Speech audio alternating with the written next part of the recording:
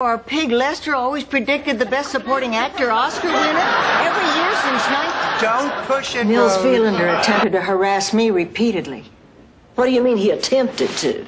He worked at Lars Ericsson's drugstore and tackle shop. He was a soda jerk.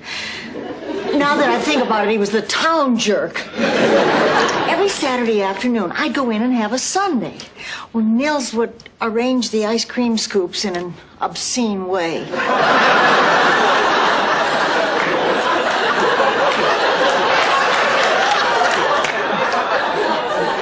I could never prove it because by the time I would take it home to show my father,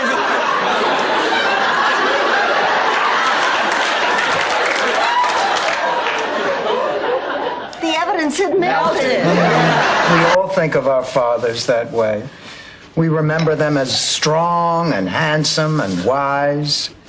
When I think of my father, I always picture him pulling a giant tuna up Main Street. Well, who doesn't, Rose? It wasn't a real tuna. It was made of chrysanthemums. It was the float in the Founders Day parade. You probably don't know this, but my hometown was founded by Heinrich von Anderdrönen. The first man to ever can tuna in its own natural juices. Anyway, it was the 50th anniversary celebration of the founding of our town. My father was chosen to pull the float. He thought it was because he had the newest tractor, but actually it was because he was the only one small enough to fit into the mayonnaise jar costume. I'll never forget the moment we caught sight of him turning off a sycamore onto Elm. Something must have happened to the tractor, because there he was, this lone little mayonnaise jar, dragging this giant tuna up the hill and past the reviewing stand. I don't think I've ever been prouder in my life.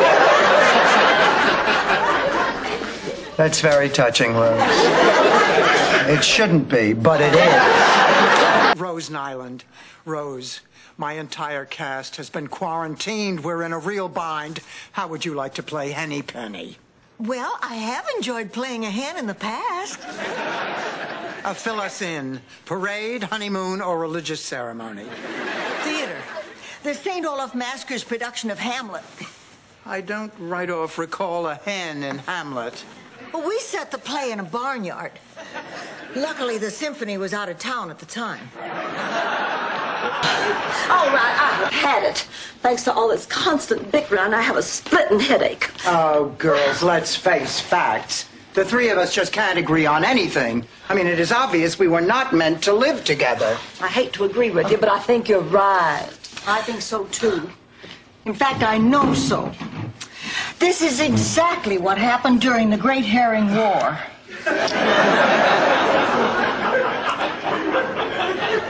The Great Herring War? Yes, between the Lindstroms and the Johanssons. Oh, that Great Herring War. The two families controlled the most fertile herring waters off the coast of Norway, so naturally it seemed like it would be in their best interest to band together. Oh, boy, was that a mistake. You see, they couldn't agree on what to do with the herring. Oh, well, that's understandable. I mean, the possibilities are overwhelming. Exactly. The Johanssons wanted to pickle the herring, and the Lindstroms wanted to train him for the circus. Weren't they kind of hard to see riding on the elephants? Oh, not that kind of circus. A herring circus. Sort of like SeaWorld. Only smaller. Much, much smaller. But bigger than a flea circus. Tell me, Rose, did they ever shoot a herring out of a cannon?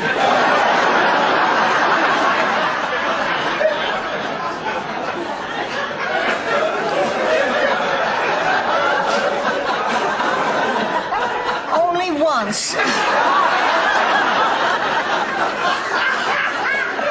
But they shot him into a tree.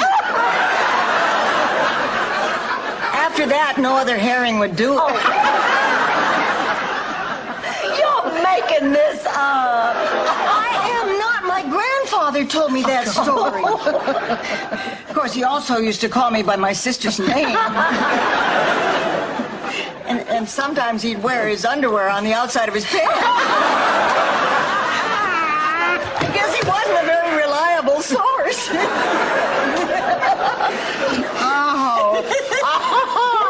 Sonia Klingenhofer? Know her? She's from St. Olaf, isn't she? Lovely woman. See you. Wait a minute.